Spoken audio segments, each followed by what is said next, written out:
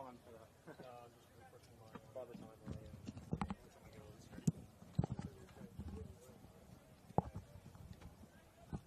ready. Come from another game. Yeah, I thought we had to cancel the game. Well, we thought it might have been double here. Yeah, I must have an edge. That would be better. I don't know what you're saying. They don't allow you to park there anymore. It's like insurance or something. Ah, that's But right. he's parked there, and then now they've just got no parking here, which is make it that way.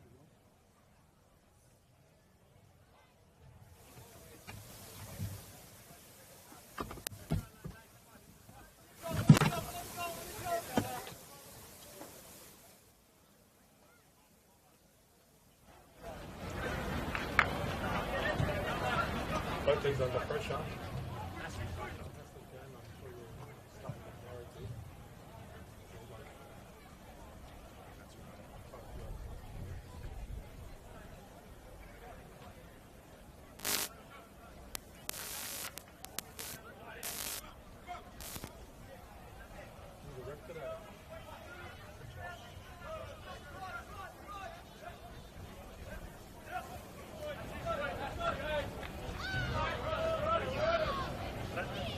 Younger guys, like, I know the Melbourne, what Melbourne shooting at? What young rep, people from time? Getting some game time.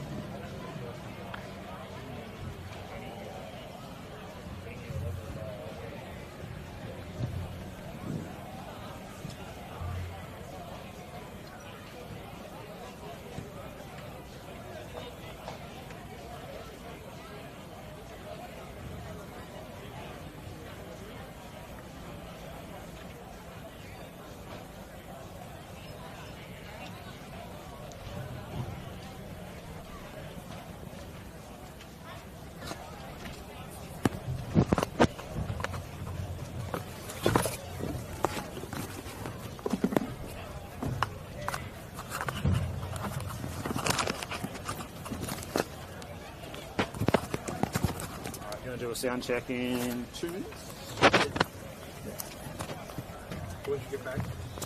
I haven't been away yet, actually. Yeah, just did the wedding, which I think is a good way to do it. And then we'll go away in October. Yeah, we'll go away then. I don't know if you took a few weeks off. I was off commentary. Did you first game back? Or? No, that's my third, actually. Yeah, I came back for the Green Gully game. The Green Gully haven't done yesterday. Yeah, the Green Gully game 2 weeks ago. It was that game where they won. It's just a blur now. And I did Oakley and Heidelberg last week. My first ever time I've done a game at Jack Edwards. It will be in the future. It's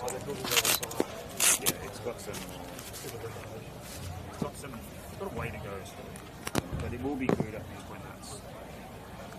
when that's ready, it'll be really good.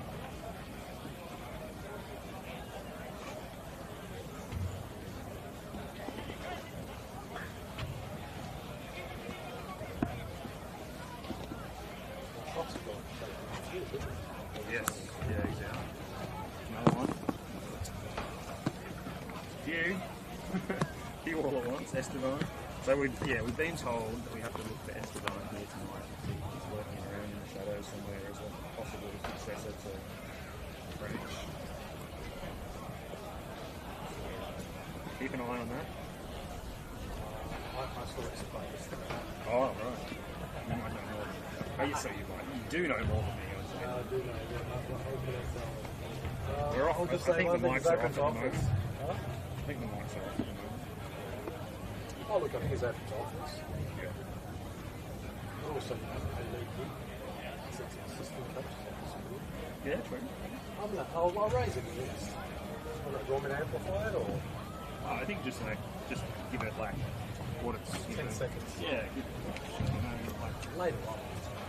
maybe I could just like You can say something. incidentally just say it and then I'll come in and say, oh yeah, wow. yeah, just, I won't say I met him yesterday, I'll just say, Yeah. I'm not a coach like that. be looking around this, but also be looking around, you know, why not a second? And then I'll mention that he's, you know, you're not doing it, his profile stock, he's part of the Copa America population as well. So I'll mention to make it sound like looking holistically and not just pushing, sort of push notification.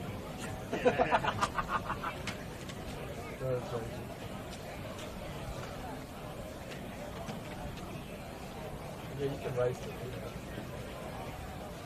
I want you to do reflections on the Hungary forum.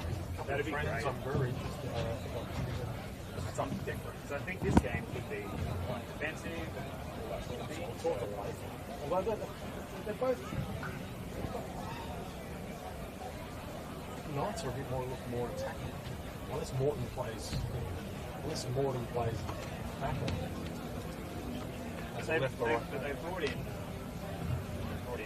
Resnick and Pavlovic, who played last week. We've got Woodward and Franich. Yeah. So they've got a lot of defenders.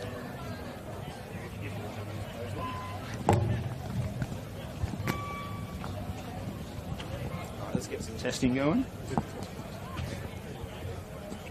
Actually, I'm on use these. Yeah, you can just go with your hand, just hold the mic. I'll let you go first. Yep.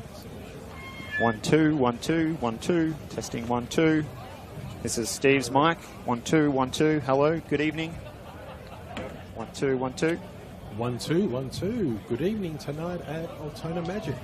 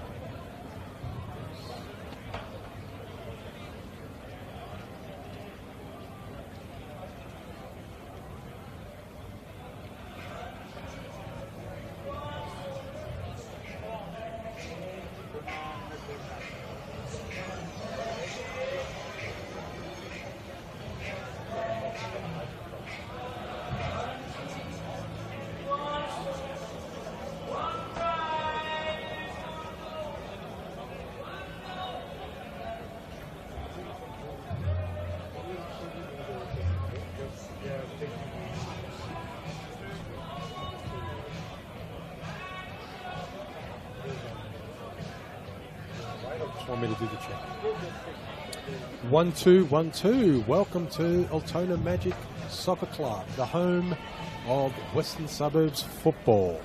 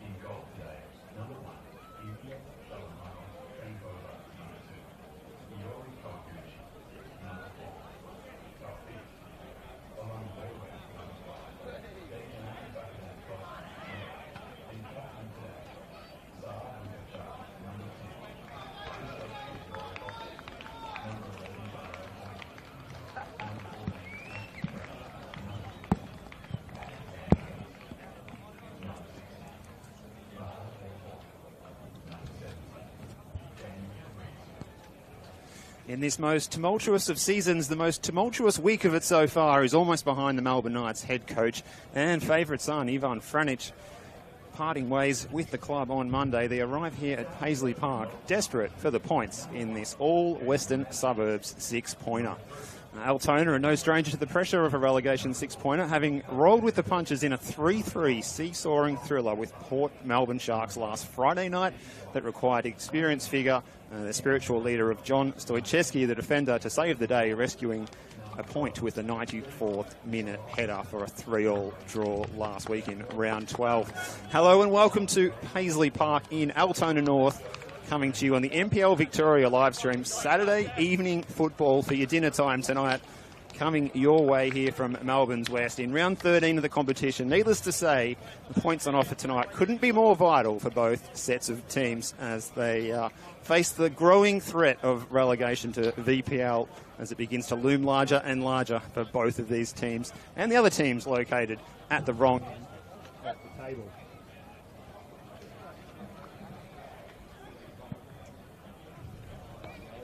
Our starting lineups, and there's changes for both of these teams this evening.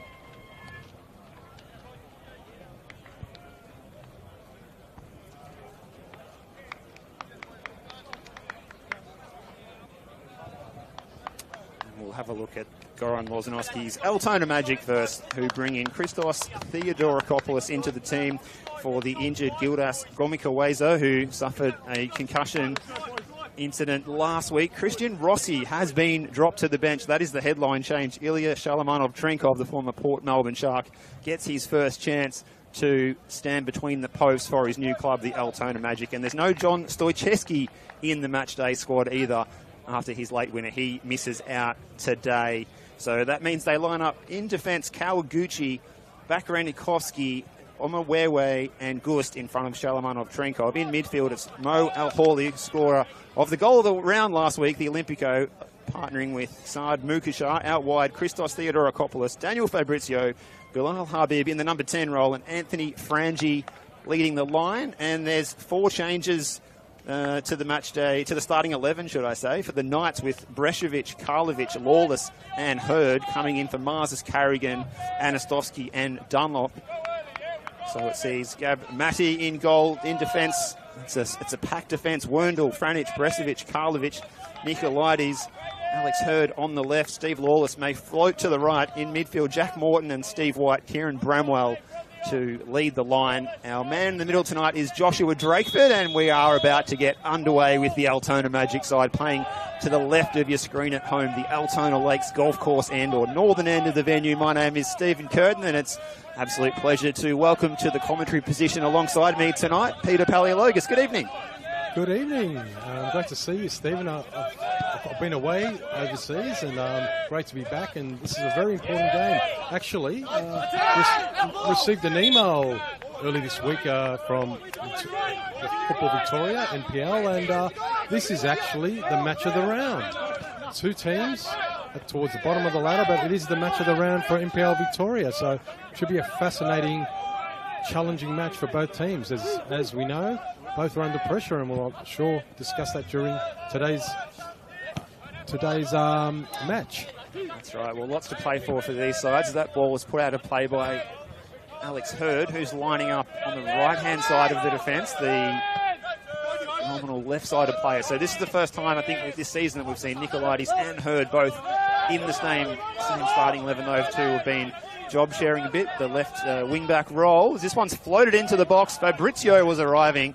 His leap was only in vain as Nikolaides comes motoring past the canteen on the far side of the venue and crossing the halfway line. Look at this turn of pace from the Heidelberg United Warrior. And he's showing too much of the ball there.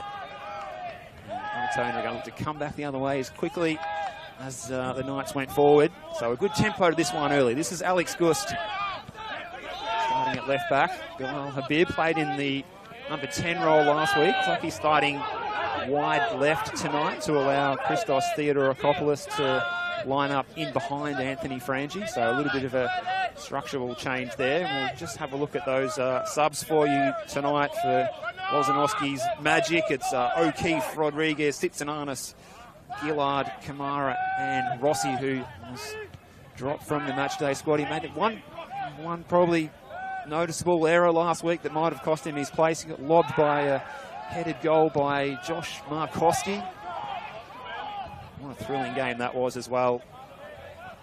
It was Altona racing away to a 2-0 lead. The Olympico goal coming from midfielder Mo Al-Hawley. He also assisted that 94th minute goal.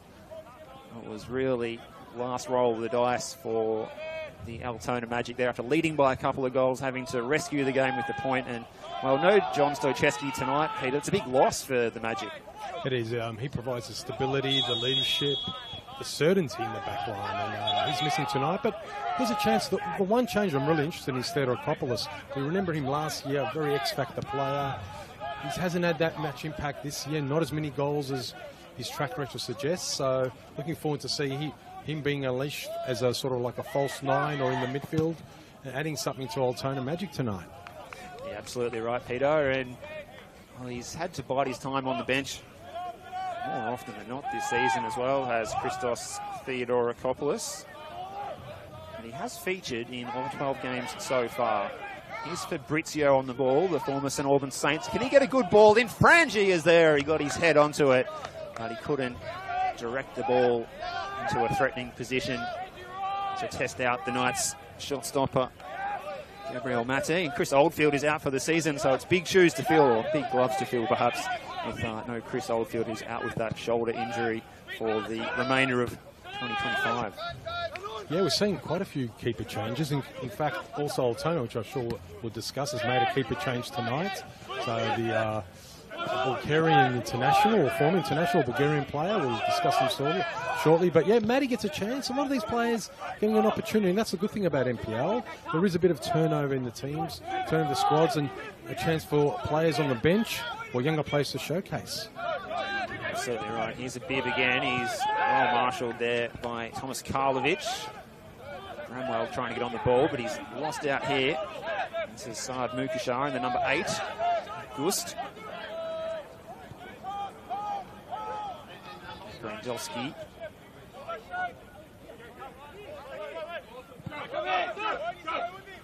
Gust. Draws a crowd. Just to weave his way through somehow.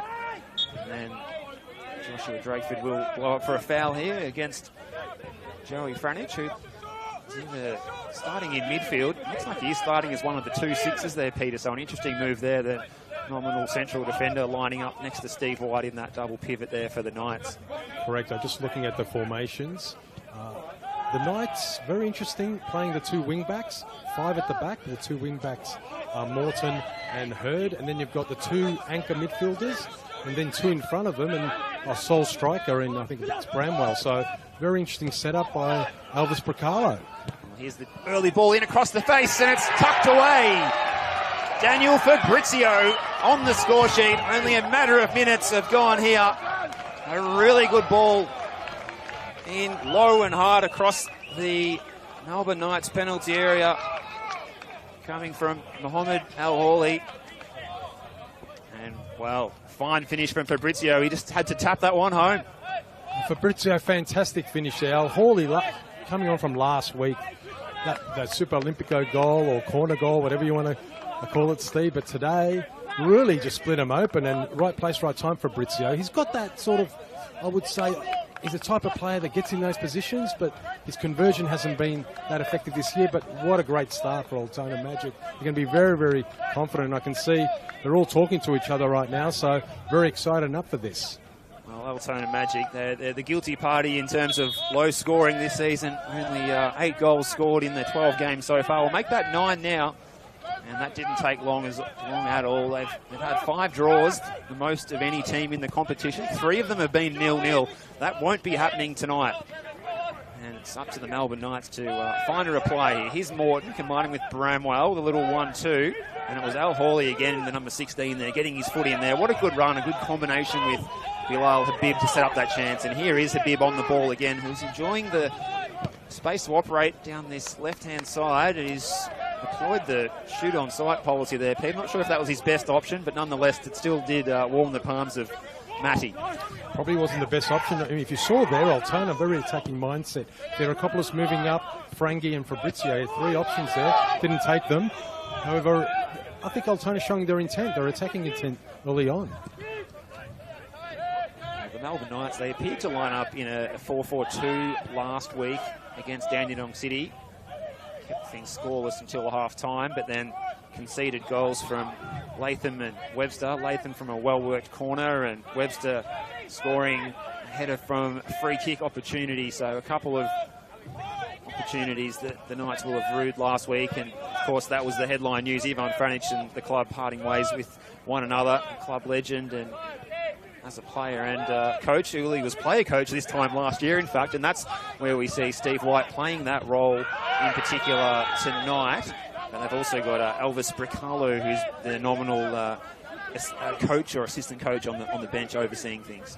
Yeah, admittingly, I think it is Stephen White. I did mention Elvis Bricalo being the coach or the manager, but I think they're both in tandem, one dictating from the bench and obviously White from the pitch as the acting coach. Now, very interesting that Altona have set up quite attacking. 4-3-3, I would say they're set up with Habib dropping a little bit back, but really showing that they're up for today's match.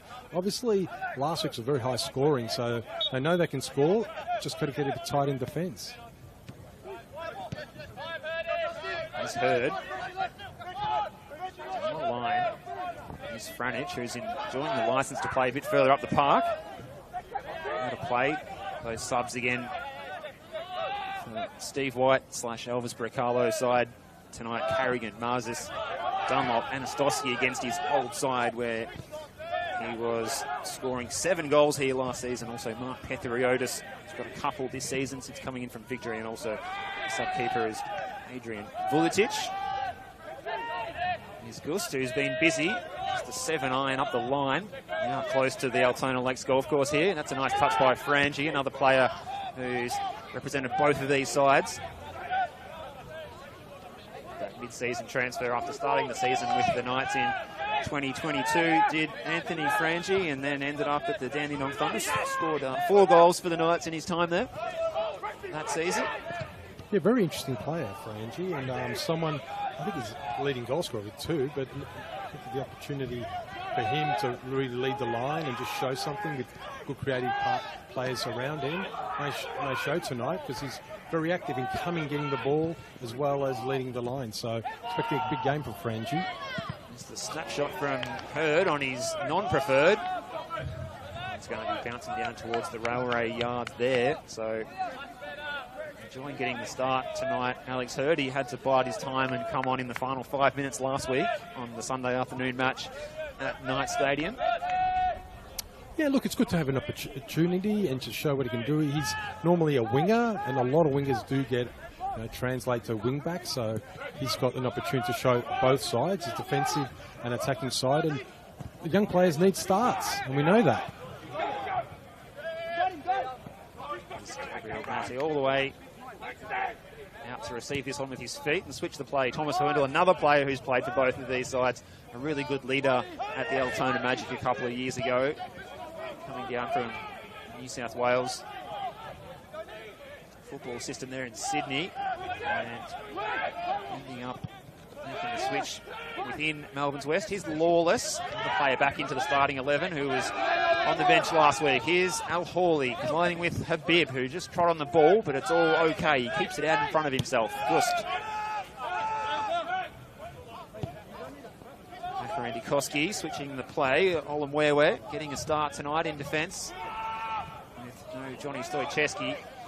And this is an early ball in. You heard the call. Gav Matty coming to claim from the cross there from Hiori Kawaguchi, the right back, getting forward to get involved in the attack there, the Japanese defender. Yeah, you mentioned New South Wales. I know that Frangi had a bit of time at Hills United as well. I believe in New South Wales, Bardinikovsky, you just mentioned the defender number 5. He's come from that system as well, Sydney United being his last club, but I believe he came through the Rockdale system. So we're starting to see quite a few players from New South Wales this time around as well. Knight's got the numbers here. This is Lawless running at that Magic defence. He's all on his own on the left-hand side, though. He finds an alloy now. One way, then the other. mint green shirts trying to find a way through this well-organised Magic defence. It's Bakrandy-Koski with the header away. Now Gustin Habib in a bit of a mix-up. Opens the door for Hurd, who floats it in, away by Bakrandy-Koski. Space here for Joey Franich. Considers supplying the cross. He floats it into the back post area. But the tall figure of Ilya Shalamonov-Trenkov, who is close to the 200-centimetre mark, is able to come and claim that one easy. And it's his first meaningful contribution, I suppose, in the Altona Magic shirt, making the move from Port Melbourne. I wonder if he was thinking, if I had stayed there, I would have been a lock to be the starting keeper every week. There's a little bit of a story of Trenkov. I believe he had some A-League trials, but somehow the timing or the window didn't happen. So he's really up at that level, and good to see a keeper like that get game time. Nothing against Rossi, but the bottom line is these kind of keepers, young, a lot of experience, also international experience in Bulgaria, need game time. And he's got that little mould, I would say, of a bit of weir, shot stopper. I'd like to see what kind of performance he puts in tonight, because this is his chance. Does well tonight, the coach will stick with you. Well, Rossi's been so good. He's a specialist from saving penalty kicks as well, is Christian Rossi, so he misses out tonight. And big chance for Shalamonov-Trenkov, as you rightly mentioned, Peter, and you see him there. He looks G'd up for this one as well. You can see him off camera here. He's pointing out directions to his defenders, having a lot to say, always on his toes, even though he's 70 yards away from the football. Well, goalkeeper's always like a hard one because there's only one position and there's two behind the starter. It's very hard to be patient on the bench and look for opportunities. So it's difficult. And when you do get the opportunity, it is the chance to showcase your skills, your abilities, your shot stopping, and also your leadership and talking to your defence. Everyone behind the ball here for the Knights. Bakrandy-Koski. There's that man again, Ilya Shalamonov-Trenkov, Queenslander, 22 years of age now, 16 appearances for the Sharks last season, and just confirming his height there, 195 centimetres. I think he's finished growing probably at 22 years of age, but yeah, certainly as a goalkeeper, still plenty of time to mature into becoming a hardened senior player until his later 20s and 30s. I was looking at the couple of media releases, Melbourne Knights, and also I think there was one of the local papers as well about Franich. And look, with Franich stepping down as coach, it was consistency. He had the players, had a lot of good players, but just the consistency wasn't there. The injury toll was too much, and he's got high standards. And when you've got high standards, you're not getting performance from the team. You got to step away. But he did say one interesting comment. He believes there's a lot of upside in the Melbourne Knights, and now obviously we've got new coaches in place, but there is. They've got the players, but those players need to step up a bit and really get the Knights moving, because we know with South Melbourne, the Knights, and also Altona Magic have been a mainstay and champion of the Victorian Premier League and the NPL, as we call it now. All are high-standard clubs, and a couple of them have lost their coaches. We know South Melbourne has, and we know even Port Melbourne, who are in relegation, are making a coaching change, as well as the Knights. So at that bottom four, it's very interesting the dynamics at play. Absolutely right. And everyone's keeping an eye on the coaching movements. Will the Knights look to appoint a long-term replacement successor to Ivan Franich? At the moment, the club release does say that Steve White is the player coach, and then Elvis Bricalo is taking care of things in the technical area. So that's as far as we know. There's a lot of conjecture. Maybe even Esteban Quintas might turn up at Knights Stadium. That would be a very big headline in NPL Victoria, Peter, if that was to happen. Look, there's always people talking and all that, and we're not here to speculate. But Esteban Quintas must be in demand within the NPL clubs, but not just the NPL clubs. A-League clubs is a kind of coach that really is able to dictate terms and on the pitch and prepare teams. Why not A-League as an assistant coach? We know that Esteban also appears for Optus Sports, I think, with the Copa America and some other commentary and special comments there. The Optus TV, I mean. So he'll be sought after. We don't know where it lands. Absolutely. We see, managers looking for maybe a change of scenery and working as an assistant at the professional level rather than working as the head coach in the semi-pro world. Maybe that's something he wants to dabble in. And yeah, certainly the punditry on the Copa America was something that he impressed on. Maybe he's got a media. Maybe he's going to replace us, Peter. Maybe he is, because there's always people knocking on the door that are better than us, Stephen. But I will say this, that yes, in South Melbourne, certain people saw the style being direct. But if you really go back to Esteban Quinta's philosophy, it's actually a ball-playing philosophy. But with a ball-playing philosophy, you actually have to have certain players to be able to play that. And because he's got a Spanish credentials, a lot of Spanish sort of credentials, which they do play ball-playing style. So, yeah, very interesting to see where he goes. But in the race to this match, the Knights, Steve White, he's got an opportunity. Well, the Knights, a club that's, as we said, certainly familiar with operating with the player coach. Not something we see too often these days. It's a very difficult task. And definitely need someone who's more than capable to make your job a bit easier over in the technical area, and that is the job of Elvis Bricalo. I had a quick chat with him before the match. He seemed excited for the opportunity tonight, as he would be. And here is Steve White, the player coach, on the ball in the white boots, switching the play to the right-hand side of the park here. This is Hurd. Brestovic, who started on the bench last week, he's playing in the centre of those three central defenders. On either side of him, Karlovic and the former magician Werndl. And this is Joey Franich lining up in defensive midfield tonight. Lawless, turn and face forward here. White's found a good pocket of space. He's got Hurd ahead of him. Lawless is making the run in behind the defence. Al Hawley goes with him. Al Hawley so good going forward. And he's going to show us what he can do here on the defensive side of his game as well. And excellently done there as well by the Magic central midfielder.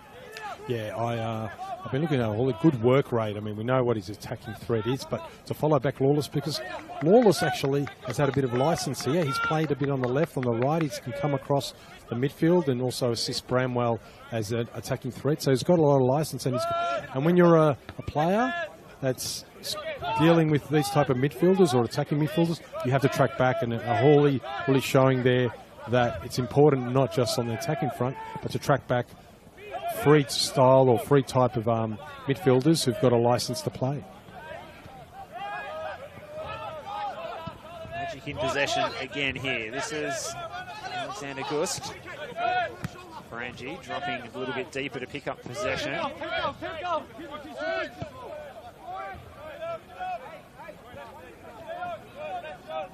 Frangi scored on 22 minutes last week. Excellent cross from Johnny Stoichevsky, a player that we really miss out there tonight, not only his defensive duties, but as we saw, his attacking qualities as well, getting the assist for that opening goal and then scoring the final goal of the game as well. It's an attempted through ball, but that's not going to trouble Ilya Shalamanov-Trenkov, who's gone the direct route here, and Bilal Habib might just keep this one in play. One here. Here it comes, and it's cleared away by that Magic defence. Nice defence, should I say. Freight trains going past. That's what you can hear in the effects mic to our right. Always look forward to the train going past here at Altona. But it's a nice night. It's a fantastic night. You can see the city from here. It's a great venue. And look across, Stephen, quite a big crowd. People had car parking problems to get a car park spot inside the stadium, so it was good to see. People parked out in the street, and they don't want to miss the action here as Frangi's looking to make it two. He won't give up, the tenacious striker. It's away by Werndl, only as far as Gust. White. Habib tried the nutmeg. Hurd was alert to it. 15 degrees here. It's the current temperature in Altona North. Floated into the far post area by Gust. There's no one there, and Nicolaides is taking his time to make the clearance, and Theodorakopoulos has capitalised on that. Kawaguchi, Theodorakopoulos away by Werndl, only as far as Al Hawley, who provided the assist earlier for that opening goal on 6 minutes by Fabrizio. And here's Fabrizio again, looking to make it two. Couldn't keep his header down, and he was well marshalled in the end by the two Knights defenders getting back. One of them was Stefan Brestovic, who's done well there. Yeah, good position by Bresovic. Fabrizio showing the threat again in the box. And Altona really getting that Kawaguchi before, really pushing forward. And you can see now they're actually got a little bit of a press in relation to Melbourne Knights and trying to push them into their own defensive half. So they've set up very attacking today. And that's good to see, Velozanovic, because there's a lot on the line. The winner gets a little bit of momentum out of that relegation spot. So the Knights under a little bit of pressure early.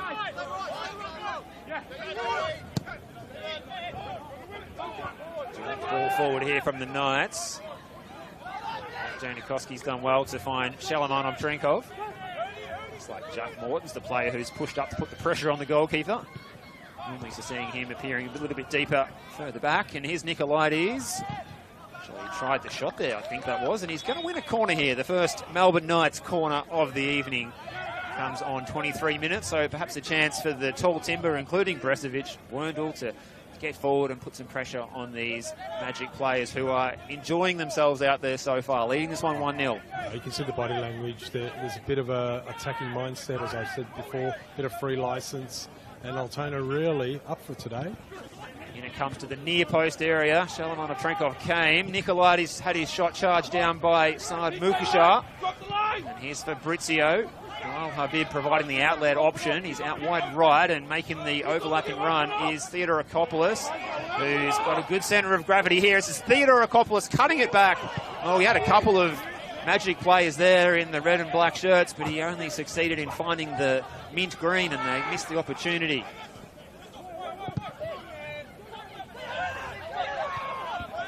What an opportunity there. He just missed. I believe it's Fabrizio who just was surging too forward. Theodorakopoulos showing a little bit of that X factor, and just that final pass letting him down. That could have easily been 2-0, and really Altona getting in very dangerous positions at the moment. And you can see Bilal Habib has moved to the other side. They've just mixed it up. Fabrizio on the left, trying to confuse Melbourne Knights, who are playing with two wing-backs, but we haven't seen those wing-backs. We did see Nicolaides push a little bit now, but we've got to see more. Hurd and Nicolaides really got to push forward, because they're just not really providing that attacking threat at the moment for the Knights. Spot on, Peter. More numbers needed further up the park for the Knights at the moment as they chase this game. Looking back at the replay of that chance for the Magic there, really good counter-attacking move. The Knights looking vulnerable after taking their own attacking corner. Altona taking the ball from one end of the park to the other, but perhaps the Knights can supply something on the counter here. This is Hurd. Space to drift inside. He's got a fair bit on that one. So there's Lawless with the chance. It's Stevie Lawless. It's just wide of the upright. The best look so far for the Knights. Oh, Lawless will be very disappointed. Good to see Alex Hurd, really push up and really create a great pass on the left. Yeah, just a missed opportunity. Very disappointing, but that's the Knights need to get their players pushing up, and good to see, as I said, Hurd pushing up, and Nicolaides. I think that's the outlets they're going to be able to create a bit of havoc in the Altona Magic defence. Because it's surprising, because last year when I was watching Altona Magic, they're quite, as I will say, defensive. They had a bit of defensive frailties. This year, actually, they haven't conceded that many goals, even though they're in the relegation zone. Steve Lawless is back up on his feet, looking a little bit ginger after that opportunity. He got some attention from the recovering defender, which was Dejan Rakorandikoski. Here's Fabrizio, who started on the right. He's now drifted across to the left-hand side. It's his goal that separates the two sides. Here's Gust. Al Hawley. Little combinations here for the Magic. Ball into the box. They're lining up for it. Frangi just about got his head to it, but it's out of play. Anthony Frangi holding his nose. He's holding something, but he really caused a little bit of havoc there. It was a bit lucky there from the Melbourne Knights. And I'm just looking at a few of the stats. That's right. I mentioned earlier, Altona much tighter this year in terms of defence. They've conceded the fifth less goals. So only the top four teams have conceded less goals than Altona. So quite tight this year. But as you mentioned earlier, in relation to this game, Altona's scoring hasn't been much. 8-9 goals for the season. So that's something that really need to focus on a little bit. Side going at less than a goal a game in the NPL so far this season. Mighty's going to have to volley this one away because Habib was chasing down the goalkeeper. Altona Magic looking the goods so far in this one. Leading 1-0, the goal coming on 6 minutes. The 27th minute here, midway through the first half. NPL Victoria round 13 of the competition. After tonight, we will have seen all sides meet all of their rivals once for the year, and we'll launch into the second half of the home and away season already next year. So the season is flying by at a rate of knots. As you mentioned, Peter, a fantastic crowd gathered here on all sides of the venue, taking this one in.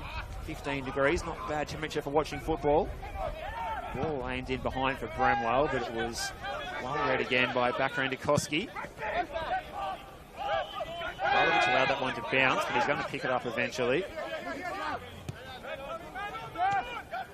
Bresovic. Joey Franich. Sliding in was Al Hawley. Magic going to win the ball back here. Mukashar. Switch the play to Kawaguchi. What a ball that was. Cross Paisley Park. Kawaguchi's just lost possession though. Those players sliding in. Plenty of commitment out there. Like Morton had his shorts pulled. You could see the outstretched white shorts from here over the far side of the venue. A little bit of cheekiness there. I think it was Serakopoulos, but Mukashar, very important player, right in the midfield, creative player, but also working really hard in terms of across the midfield to ensure the Knights don't get any channels in through that centre part. But yeah, very important player, and impressed me quite a bit this year.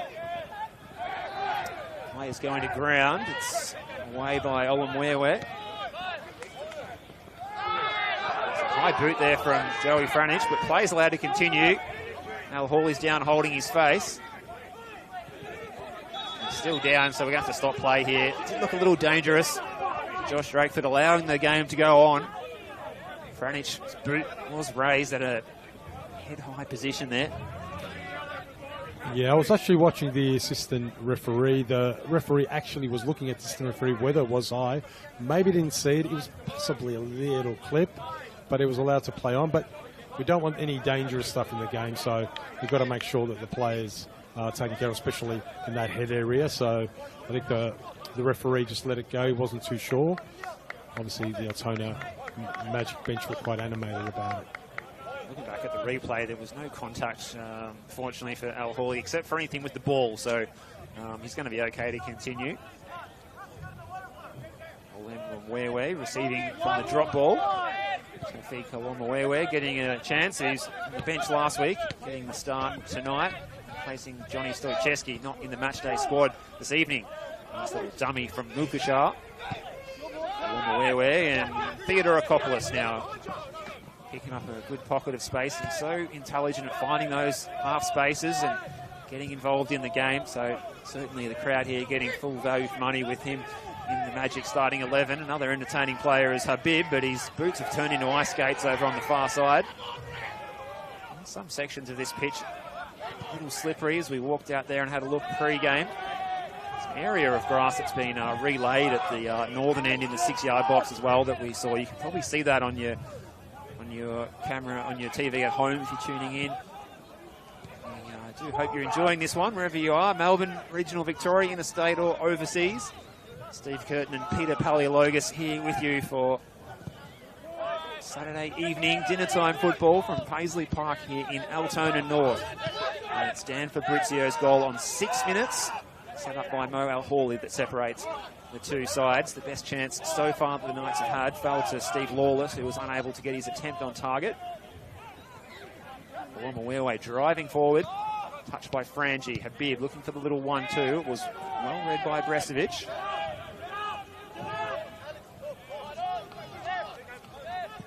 Stephen, good to see Frangi and Habib, Bilal Habib trying to play a combination. Didn't pay off there, but it's very important that we try those things, especially just outside the box in order to create an outlet towards goal. But there are a couple of, we've talked about this thing that's come in, it's called progressive passing, and it's mainly defenders who can give the ball to the midfielders or the attackers. But Theodorakopoulos has got that nature, all those traits as well, always looking to move forward, to pass the ball forward, to create opportunities, to keep that transition or the momentum going. So, very, very creative player and always dangerous, especially if he gets that pass right. Certainly performing out there so far this evening as Hurd's thrown here, long down the line, looking for Bramwell. I've just tuned in as well. One of the other headlines, no Darcy Anastosky in the starting 11. He's dropped to the bench tonight against his old team, so he'll be chomping at the bit when he gets his chance to come on sometime, presumably in the second half. The Knights could probably use him right now. Well, it's probably one of those matches where both sides are making, because of injury or form, made a few changes. You know, we've seen in the goalkeeper, we've seen that Darcy Anastosky not starting. This is a derby match for him, his former team. But that also puts players under pressure, you know, and they get a bit eager and they may fire up after that. So sometimes coaches do make those changes in order to adjust, and also players will miss out. But that doesn't mean you can't be motivated and get back into the game and make that difference when you do come on. Magic knocking the ball around the park here from one side to the other with plenty of talent, skill and flair at the moment that the home crowd here at Paisley Park could almost start the Olays. Back around to Koski. Just as I speak, there is the commentator's curse. Nicolaides with the interception. Steps inside. He's got a couple of options to his right. One of them is Hurd. He's got Jack Morton riding shotgun there down the line. But it's too much on the pass. Woznowski out of his seat to offer some instruction to his defensive troops out there as Gus takes the throw.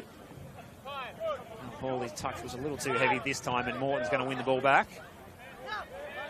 Peter Akopoulos, Mukashar, Al Hawley now.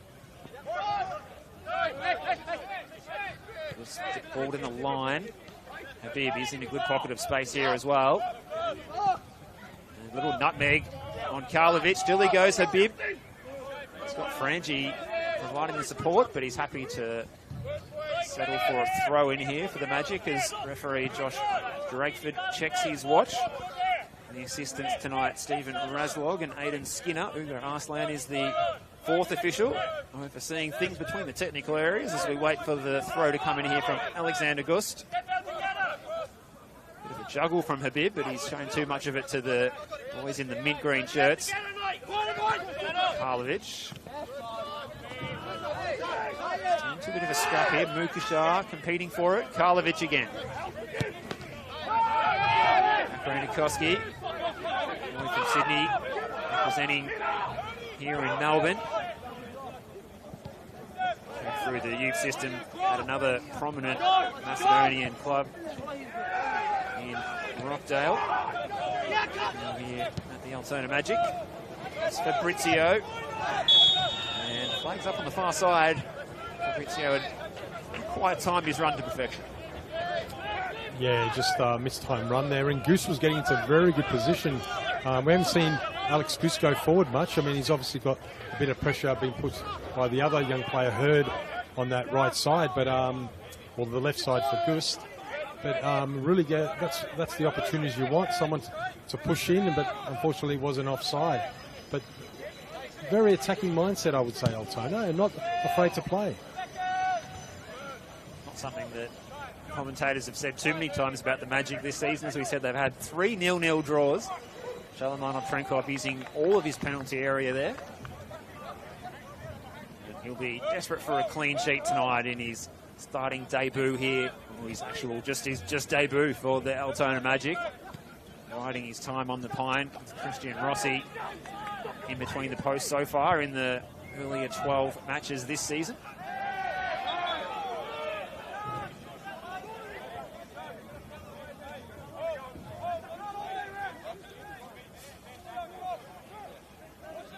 You can see there Habib moving around a lot, you know, going left, right, and as it drew the foul there. But you're right, the keeper for Altona Magic hasn't been tested today, and that's surprising because the Knights know. New keeper, although he's very experienced, here's a chance to test them, but we haven't seen, other than that lawless shot, the Knights really showing any forward momentum or opportunities. Might need to call for some attacking reinforcements at half-time, you fancied. Under 10 minutes to go until the players disappear down the tunnel for the half-time team talks, and It's been all Magic so far. A nice back heel from Fabrizio. Appeals for offside, but the flag stays down, and Mukashar's ball into the box is cleared away by Bresovic, who calls his defensive line to step up further up the park. On the way, and Al Hawley, and now Habib there in front of the canteen, which is doing a roaring trade tonight. Frangie trying his luck, bouncing awkwardly in front of Gav Matthews. Doing really well there. He's been pretty good so far. Only they couldn't do much about the goal, really. They were completely exposed. Otherwise, he's been pretty solid, Peter. He has. I mean, you could see Frankie taking the shot, but you had Fabrizio coming in and really putting pressure. That was well taken, considering we know that Oldfield's out for the season, so a lot of pressure on Matty. Bramwell with the early ball. On the wearway with the clearance. Lawless was lurking in behind him. Good idea from Brumwell to get that ball across as early as he could. Here's Kawaguchi in plenty of space down the right-hand side.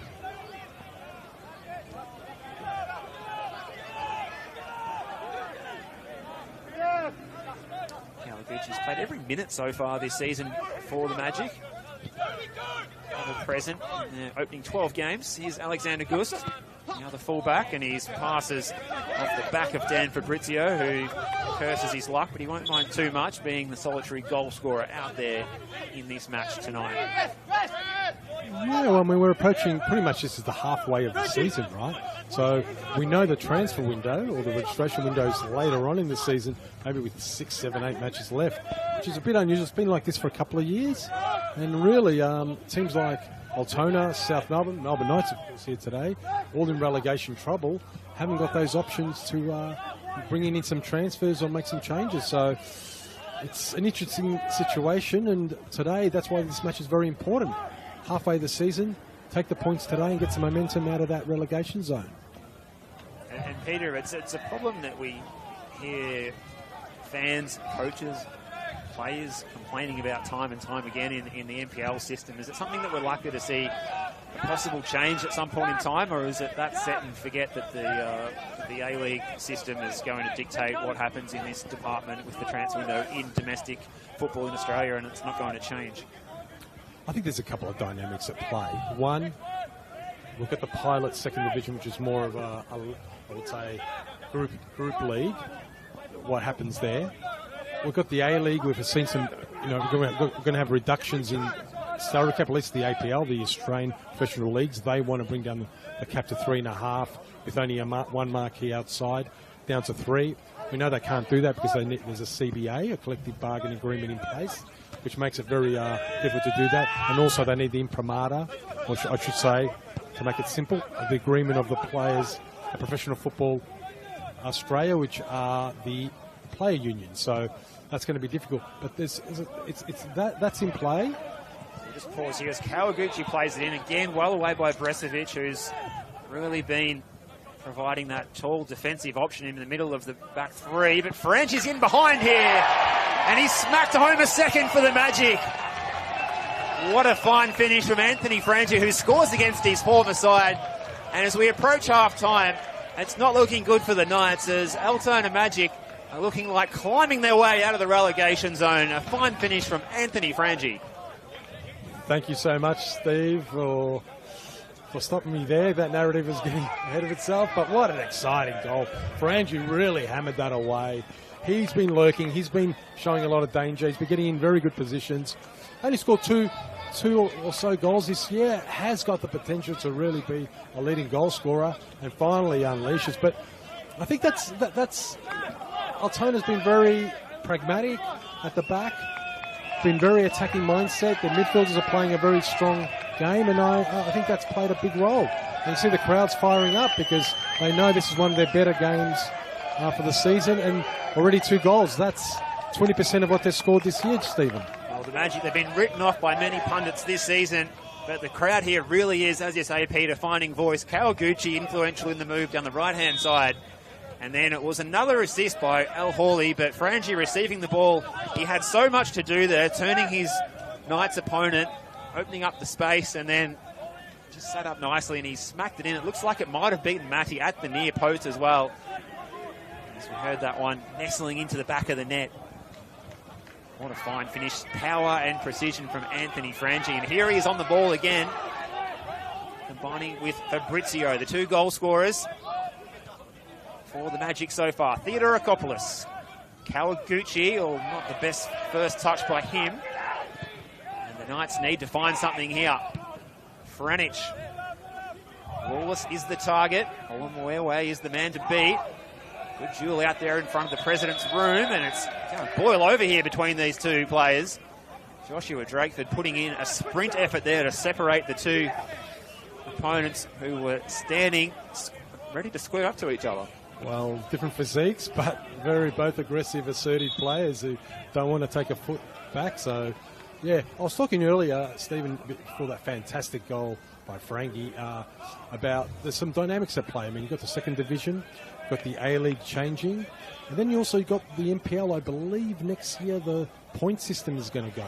I don't know whether that's going to have an impact on the transfer window, because we know you can only have a certain amount of points with your players in the NPL, and a lot of clubs have not been happy with that for a very long time, and that system may go in terms of what players you can have. But that also blends into the second division if it does go ahead. So there's 3-4 factors there that make things quite interesting, and there's maybe we talk about in the second half some other interesting news in terms of the leadership of Football Australia, but we'll talk about that in the second half. So a lot going on in Australian football.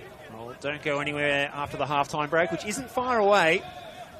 Enjoying your company tonight. We hope you're enjoying this match, and if you're a Magic fan, you're lapping this up so far as they prepare to jump out of the relegation zone if the result is to stay like this. Gust with pressure from Hurd. Well played by Alex Gust, and the snapshot from Franic, and juggling it on the second bite of the cherry was Ilya Shalamanov-Trenkov.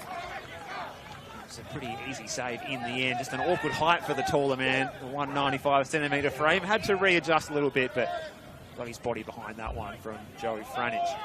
Yeah, Joey Franc's got to do better there. He's got to really test the keeper and really get those angles right, maybe even lower being the tall keeper. And really, the shot wasn't really going to trouble Trenkov. And, you know, Knights really got to pick it up now. They're under pressure, 2-0. Maybe some change. They have got some firepower on the bench. I believe Dunlop's on there, Petharodis. I may have to look at some of these options. But really, there are... Bramwell hasn't shown much tonight. He's their top scorer, and that's disappointing, maybe because from what I see, he's not getting the support other than Lawless. A little bit isolated up there. There's Habib trying to get around Alex Hurd. Habib appeals for a handball. Corner kick is the decision from Josh Drakeford.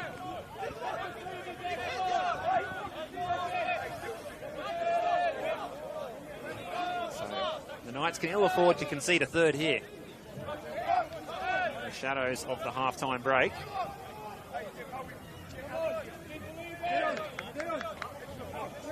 Gav Manny organising his troops here, and everyone is back in the penalty area except for Steve Lawless, who is providing the outlet just about 10 yards outside of the box. So Knights trying to bunker down here and hang on. It's Al Hawley. It's not the best, doesn't beat the first man, but it ricochets kindly into the back post area. They're queuing up over there. Frangi was one of them.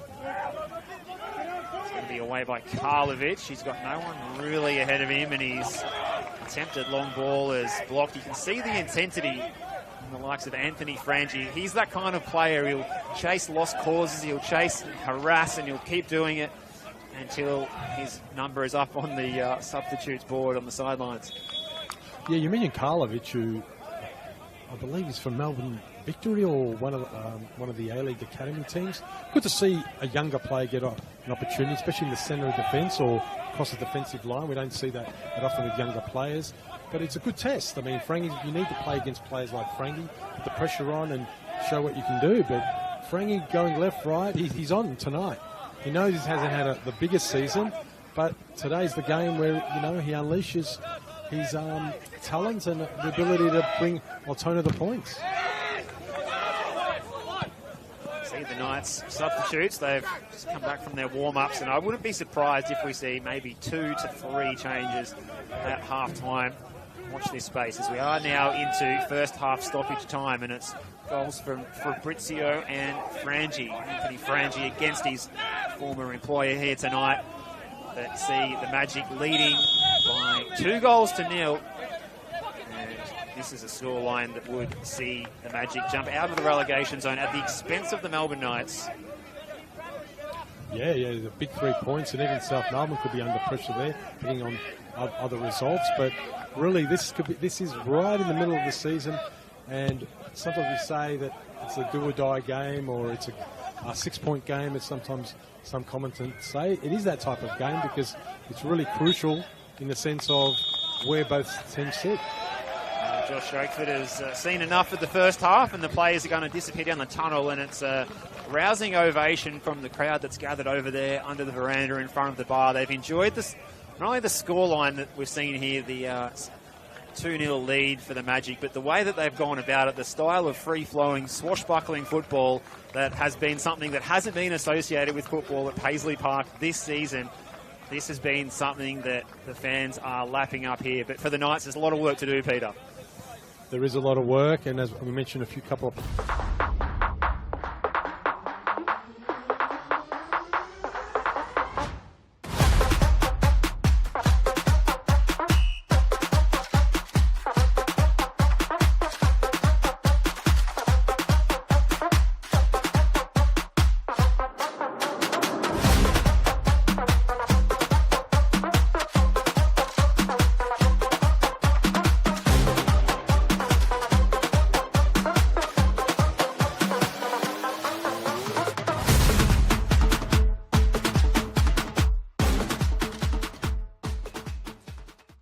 a game where they need to find something out of this against their Western Suburb rivals, Altona Magic, in this genuine 6-pointer here at Paisley Park on your Saturday evening dinner time football here in round 13 of the competition. Stephen Curtin and Peter Paleologos here with you. We're going to take a short break here, and we're looking forward to your company. A lot more to come after the halftime break as we pause for halftime, where it is courtesy of goals from Fabrizio and Frangi that Altona Magic lead the Knights 2-0. And we'll be back after this short break.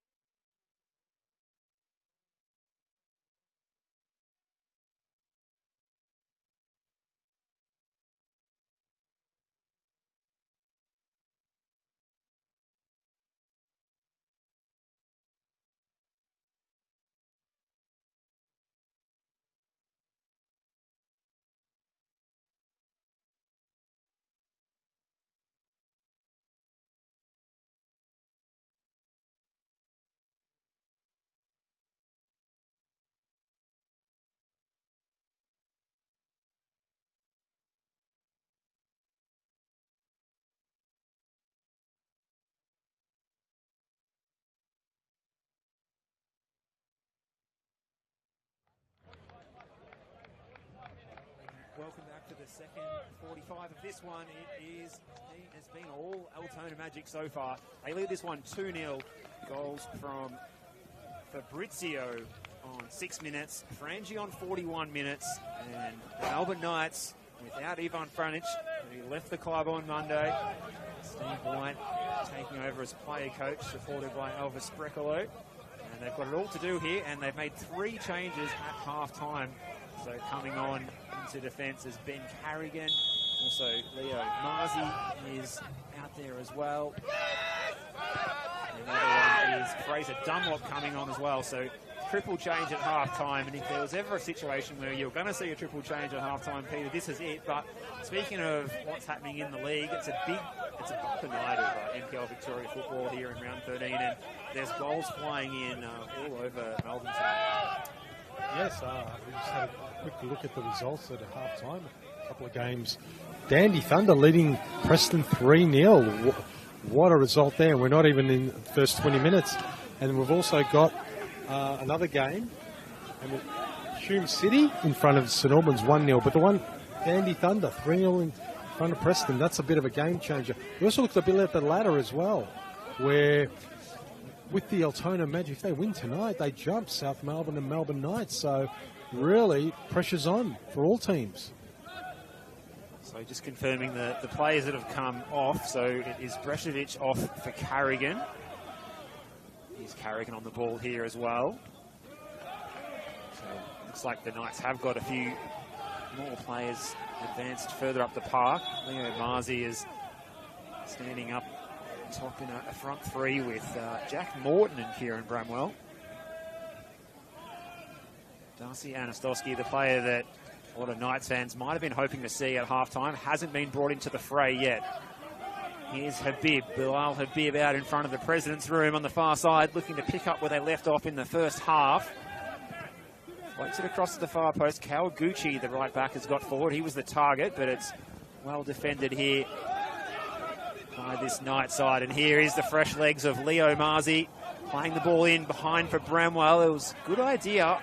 The pass, initially looking like it might have had a bit of an arc on it, was directed straight into the waiting palms of Ilya Sholomonov-Trinkov. Habib's first touch went up in the air, so he decided to deploy the bicycle kick. Not too bad for a through ball, and Alexander Gusta's charging down. Well, we said at half-time, Peter, that the Magic were turning on the style with plenty of pizzazz in the first half, but I didn't expect a bicycle kick on centre wing there from Bilal Habib in the early minutes of this second half. Yes, I've been reflecting at half-time, and I just don't understand how Altona have only scored 8 goals, plus we've got a couple today, 10 this season. I mean, when you look at it, and they've got 5 playmaking type of forwards. You know, you've got Frangi, ball-playing type of forwards. Habib, yeah, sure, he's a runner. Fabrizio, Mikucha, El-Hali, and I won't go Theodorakopoulos as well. It just amazes me, absolutely amazes me they're in this position. But tonight, they've turned it on. Complete antithesis of what they've been playing all season. Here they come down the left-hand side, motoring forward into the penalty area. Matty's coming out to claim here. It was Fabrizio, the player, getting forward there. It's out of play, an error by the Knights. Crowd really in good voice here.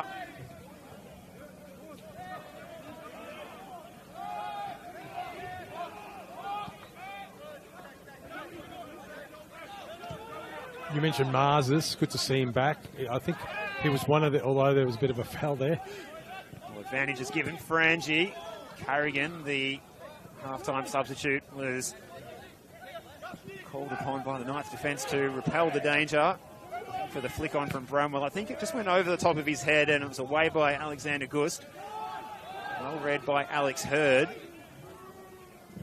Moving forward, finds Bramwell. He turns and faces forward. Kawaguchi was there to mop up. He's had an excellent game so far, contributing in defence and attack. So far has Kawaguchi. Yeah, you can see Leon Mars' Kawaguchi. It's going to be a battle here on the left side. But Leon Mars, is good to see him back, as I mentioned before. And it's very unlucky. And it was one thing that Franic, the coach, just stepped aside as coach. Him and I think John Corrance and a few other players really missed them, especially Mars. They brought him from Heidelberg. was close possibly to getting some trials in the A-League. I'm not too sure, but really the kind of player that adds that value for Melbourne Knights, and great to see him. You see him tracking back with Kawaguchi. Ball in by Frangi. It's away by Werndl. And this is Dunlop. Now the member of that trio of Knights players that came on at half-time. A bit of argy-bargy out there for Joshua Drakeford to sort out here. There's a lot at stake, but cooler heads should prevail. Yeah, Fraser Dunlop. He's out of the pocket, though. I mean, something's going on there. Fraser Dunlop, by the way, Stephen. He scored 2 goals this year, but one of the young players to watch this year. So, yeah, good opportunity, but really got to get into this match pretty quickly. Yeah, he's had a real up and down time since moving across from JL Murphy Reserve in the off-season. So a little bit of paperwork there for Josh Drakeford, a yellow card for neither side. And we're going to get back underway here with Carrigan. So it looks like the Knights have gone to a back 4 rather than the 3 centre-backs and wing-backs. They're sort of the back 3/back 5 that they used in the first half. I mean, well, pretty much was a back 5. So they were out of possession so much of that first half. So here's Werndl, who looks like he's operating as the left back. Ball in behind, looking for Hurd. This is a good run from Hurd over the top. Mars is arriving. Was well away by that Magic defence once again. Carrigan. This is Morton. Snapshot from Dunlop. On his left foot, looking for the top corner. Just off target. Better signs for the Knights, though, Peter. Better signs for the Knights. I mean, you mentioned a couple of changes. Looks like there are 2 changes that really make them a little bit more attacking here for the Knights. You know, you bring in Marsles and Dunlop, 2 guys who can really put goals. Because Bramwell, let's be frank, Stephen, hasn't had much support, hasn't been in dangerous positions. So you really got to push up and really look for maybe a bit more of a higher block towards the Altona defence, because you're really not putting much pressure, I would say, on Altona, pushing that first half. It's like something of a 4-1-4-1, I would say, here for this Knights side, with Steve White in front of a back 4, then another block of 4 and Bramwell in front of that. So trying to get some numbers high up the park will be what we need to see from the Knights fans' point of view in this second half as they chase this game, trailing 2-0 on the back of 4 consecutive losses in the league. They've had some success in the Cup, a recent 3-0 win against Werribee City, in which Bramwell managed to score a brace.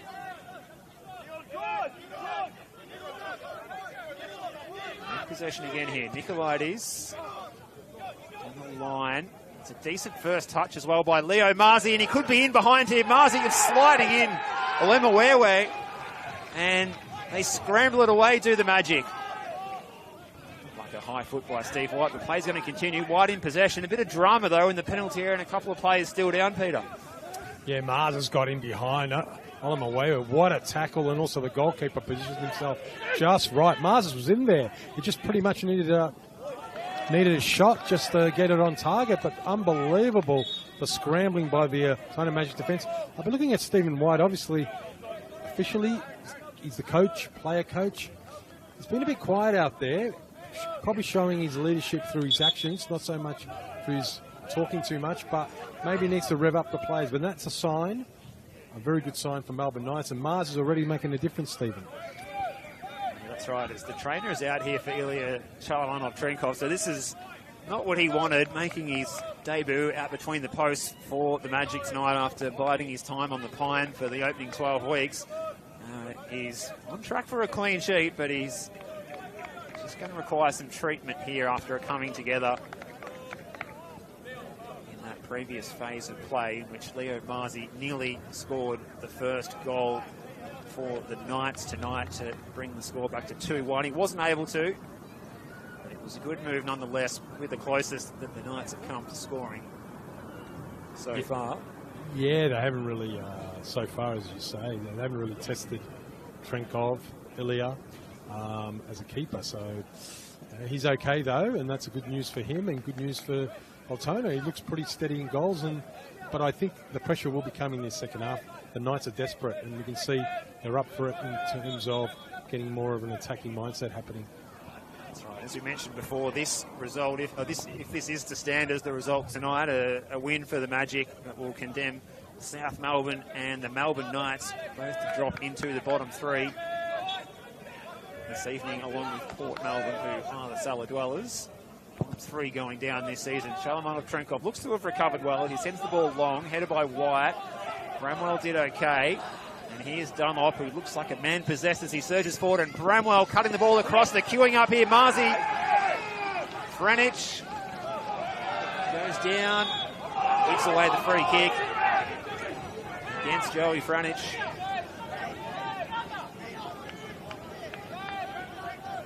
Plenty of chat coming from the Magic technical area. Theodorakopoulos was the man who was fouled. Both benches there getting off their chair. Quite a fiery bit of play there. But you can see more of a high press by the Melbourne Knights forwards, really pushing and want to really create opportunities, and that's what they've got to do. I mean, they're showing a lot more this second half, and looking forward to see if they can get a 2-1. Anything could happen in this game. We've seen in previous games in the NPL. Gucci's ball in. It's away by Hurd. Only as far as Al Hawley. Now Gust. The players race on the far side. Rizio forced to play backwards. Mukishar. Little combinations here as Magic looking the goods. Frangi tries his luck and it bounced awkwardly in front of the goalkeeper, but Matthew did well again.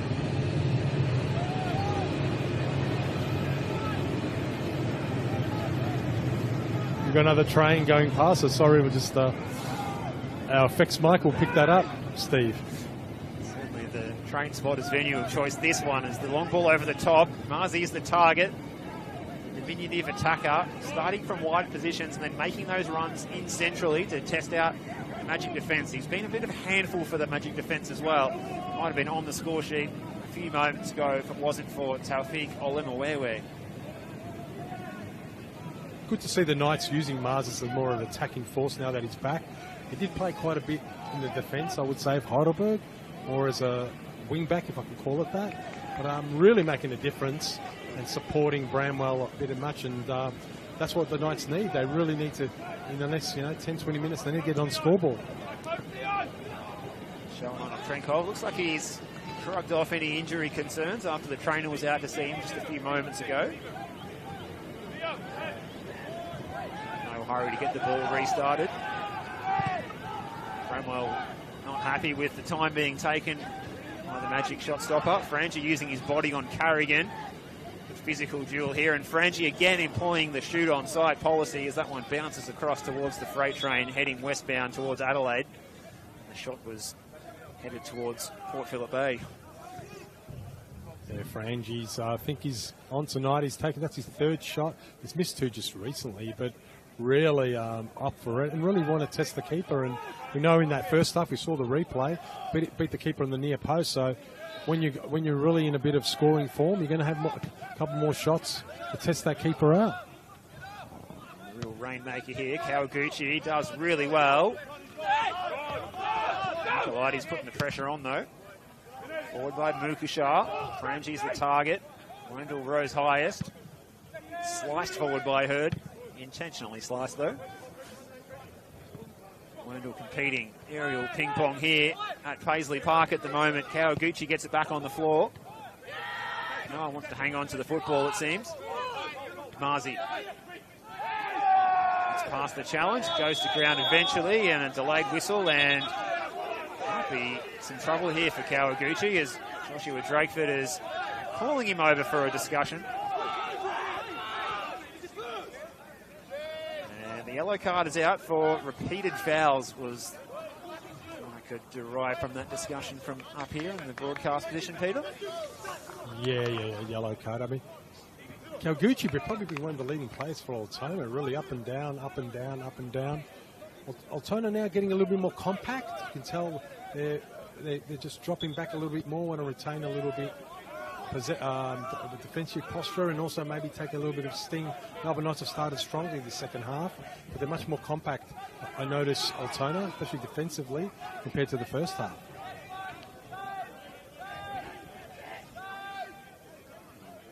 Bekranikoski able to see it through to Ilya Shalamanov-Trinkov. Hope you're enjoying this match wherever you're tuning in, and by all reports the fans at home are enjoying the sound of the train through the effects mics as well.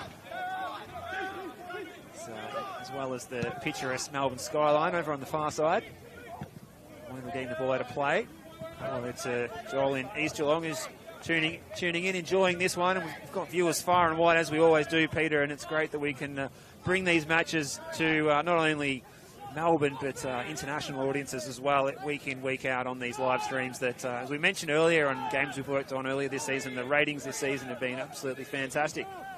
Yeah, they have, and there's something. I mean, I was in Europe. I was at the conference, a Football Forum conference, and I don't want to digress or divert from the game, but really, players can be seen anywhere, and now with YouTube providing these games, because we get a lot of people from overseas saying, I don't see NPL players, they're not really professional, they're not this, they're not that. We know there's so much talent in NPL, and you say to them, they're not on Y-Scout, which is a database for players, they're not on Huddle, the Jones Y-Scout, they're not on other platforms that we see out there.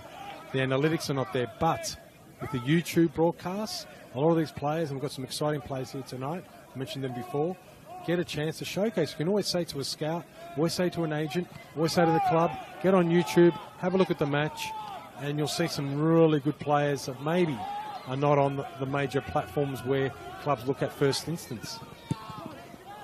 Wendell with the intervention. Again, Dan Fabrizio getting forward down the left-hand side, causing some problems for the Knights' defence, and it's time for Matty to organise his troops here as they look to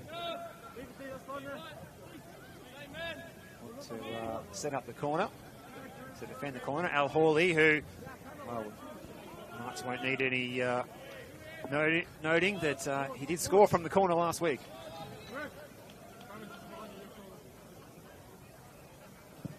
In by Al Hawley, aways the call, saved by Matty, and it's turned home, and it's a third for the Magic.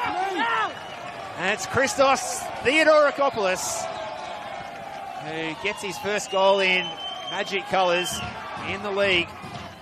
And, well, the Magic, they are enjoying themselves. They are having a night out here. 3 goals, 3-0 they lead.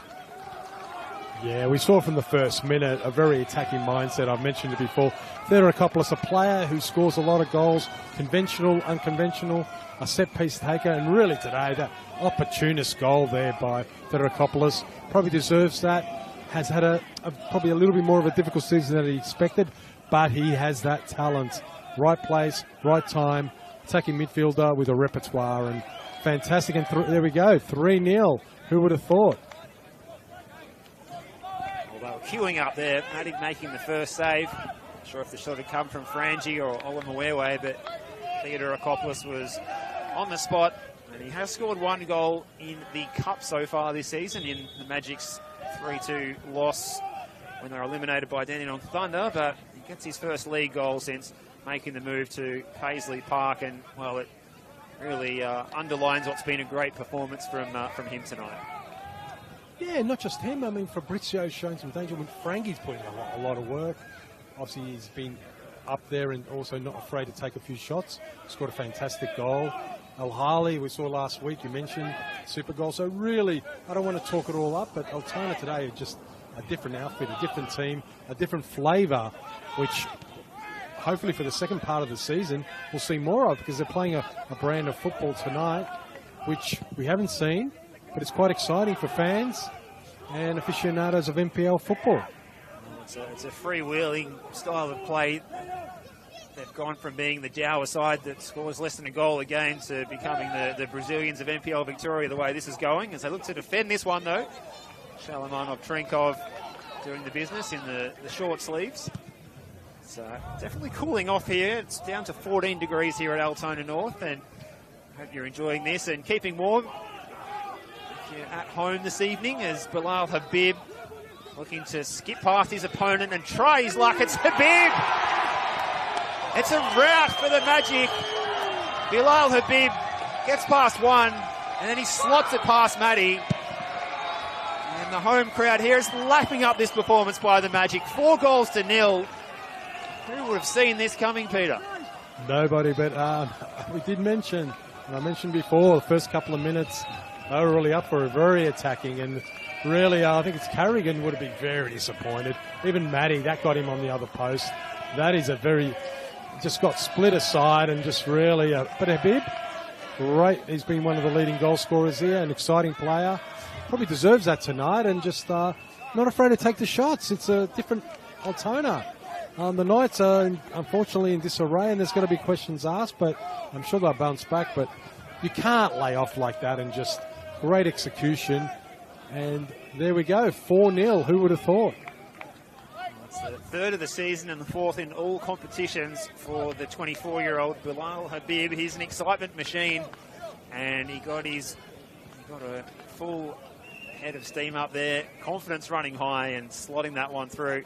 And we do now see that change with Joey Franich coming off, and it'll be Darcy Anastosky, the former Magic player, getting his chance to come on and try and contribute something here for the Knights, but it might be too little too late.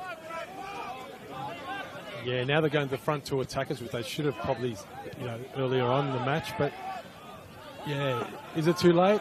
4-0's a big scoreline, but Knights have got to get back into this. Here's a bib again. He's trying to skip past one, but Alex Hurd did well to keep him at bay. Here's White. Marzi with the first touch. Picks out Nicolaides.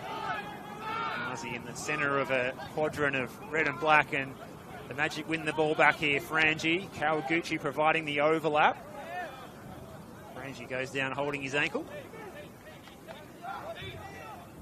Might be time for a Magic sub, but none of these players are going to want to go off the park here, you fancy, Peter? No, they've scored 40% of the goals in one match they've scored all year, but why would you go off? Everyone's creating, everyone's got a buzz. You've got 4 or 5 talented playmaker, passing type, as I mentioned before, players up front, all enjoying themselves. You can see in the body language. This is the game that players are really up for, and they're all supporting each other. So, yeah, I don't think you want to leave the stage right now, but I'm sure that Lozanovsky will make the change. Mukashar, again, Hurd well placed. His clearance only goes as far as Al Hawley. Al Hawley's forced to go all the way back. Down back around Nikoski. Along the wearway from Shalamanov Trenkov.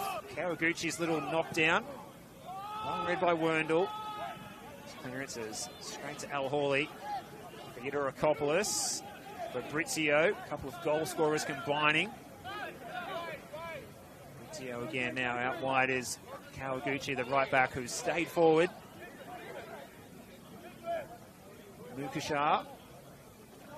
Triangles and little combinations here on the edge of the Knights area, all the way back to Tafiq Olamawewe. We thought it might be a problem for the Magic when Johnny Stoichevsky wasn't in the starting lineup, but Olamawewe's done well in defence, and they haven't actually missed him too much somehow. Oh, a contact there, or was Kawaguchi looking for it? Nicolaides sliding in, and Joshua Drakeford has said no pen. Yeah, no pen. That was close, actually. Bit far for us to tell, but you mentioned Olamawewe, but Barkadanovsky also really solid performance tonight. As Stoichevsky's out of the game tonight and really showed a lot of leadership as well in the back line. So Altona, everyone's playing their role, and that's what you want as a coach. You want everyone to endeavour to offer something for the team and support the team, and not just in the defensive duties, but also providing forward thrust. And we see Alex Gus running up, and it's been a great performance so far from Altona. The Knights, Mars has made a bit of a change, but they're being pushed back way too. But look where Bramwell is. Look at Darcy Anastovsky is. They're just too far up the pitch.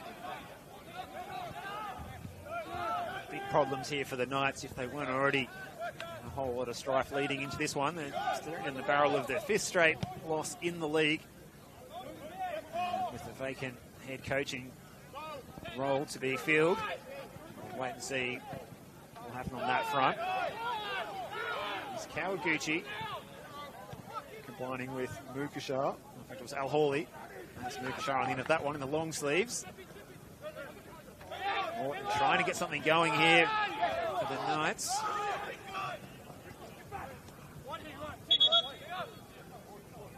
Going to get the change now.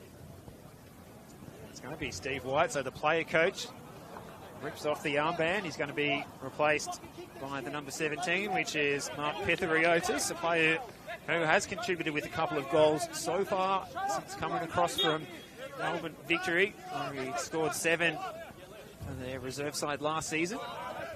Their VPL 1 title win.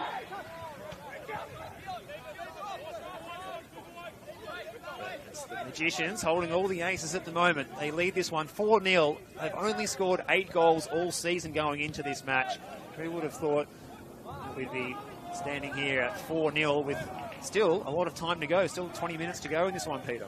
Yeah, look, the narratives have changed this year. I remember early in the season, St Albans put on some great performances. We saw just Green Gully as well put on, just recently, a great result yesterday, but also been showing some upside and some great form. And now Altona, that's the great thing about NPL Victoria.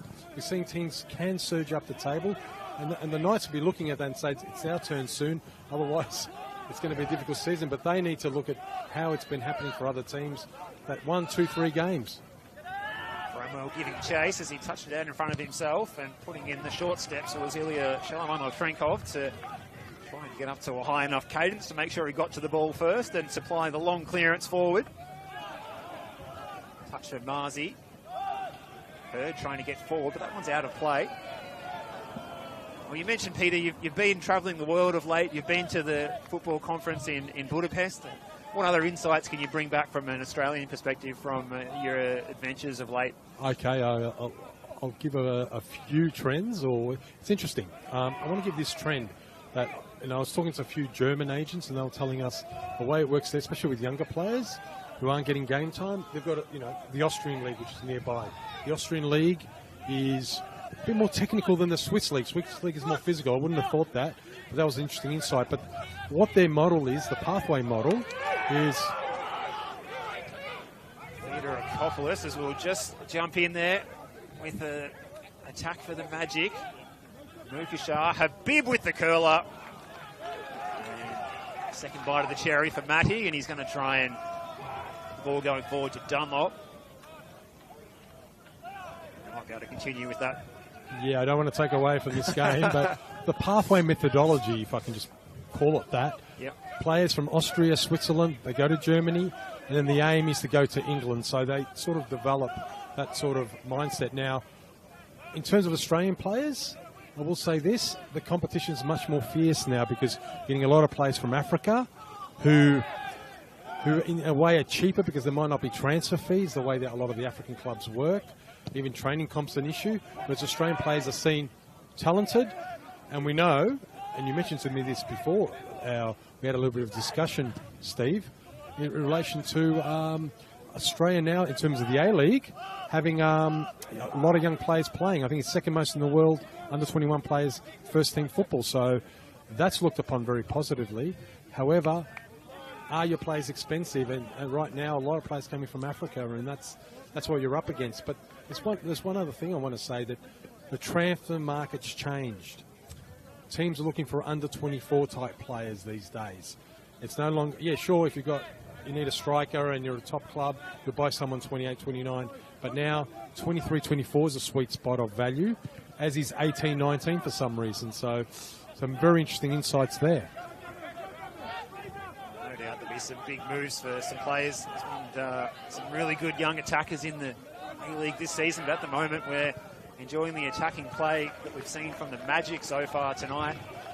It's definitely a trend on that front, Peter, as well. 2 20-year-olds equal Golden Boot winning in the A-League this season, as well as them just sitting just ahead of Noah Bodic, who's still considered a young player as well. But speaking of young players, we've got a couple of youngsters here for the Magic getting their chance to come on. Lachlan Gillard, the 19-year-old defender.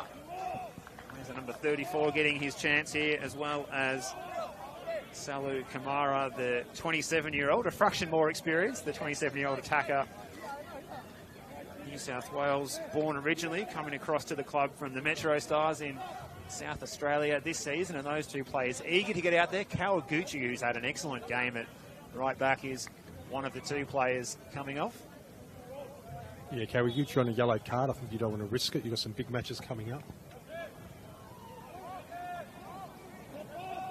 Knights need to find a way to get themselves on the scoreboard at least, to add some confidence to the squad with some tough matches coming up. They've got Heidelberg United away next Friday night, so it doesn't get any tougher than that. Heidelberg jumping up outright lead of the competition with a narrow win against bottom side Port Melbourne last night, 2-1, but with Avondale losing 5-2, that is correct, 5-2 to Green Gully last night. That does give Heidelberg the outright lead, and they're having an excellent season. That makes it 8 wins in a row from right there for Heidelberg United. So a very tough game for the Knights next week, that's for sure. And they actually got the win against Heidelberg back in round 1 on that opening night as well, on the Thursday night football. So they'll be doing well to back that up with doing the double over Heidelberg this season. But stranger things have happened, Peter. Yeah, so I'll talk a bit louder here because the train's going past as well. But yeah, and the Knights, I think, were rated last year. They just missed out on finals, I believe, and then they were rated highly. Here's Fabrizio. He won't be beaten at his near post this time. They were rated very highly this season, especially after that first up win, and just something happened, and they were actually rated to be a top 6 team and threatened for a big place in the competition. But it's so close. Maybe South Melbourne was the same, and we see they've unravelled a little bit as well. So it is that type of NPL season. Anything could happen. Here's Pethriotis. Loses out to Olamuwewe. This is Kamara. Mukashar. Goes to ground and draws the foul from his opponent, Pethriotis. You probably noticed a trend probably last 2-3 years, ever since we had a bit of a dearth of talent in Australia, and now the academies are starting to produce a lot of players. When I say academies, Melbourne Victory, Melbourne City, Western United, and that's flowing into especially our NPL here. You're seeing a lot of ex-players from those academies. Hurd, Gust, Pethriotis.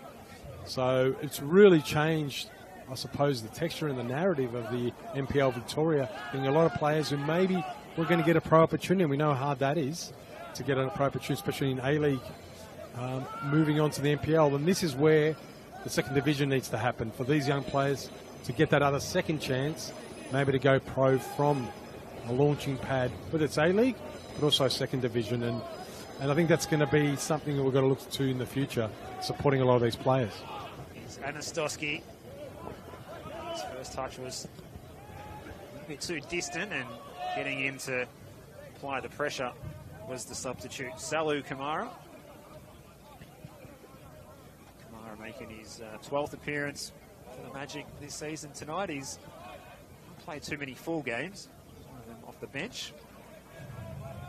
And he's stepped in to replace Al Hawley, is also a player who's gone off, as well as Kawaguchi for the Magic. So another good shift from Mohamed Al Hawley tonight, as we saw from him last week as well.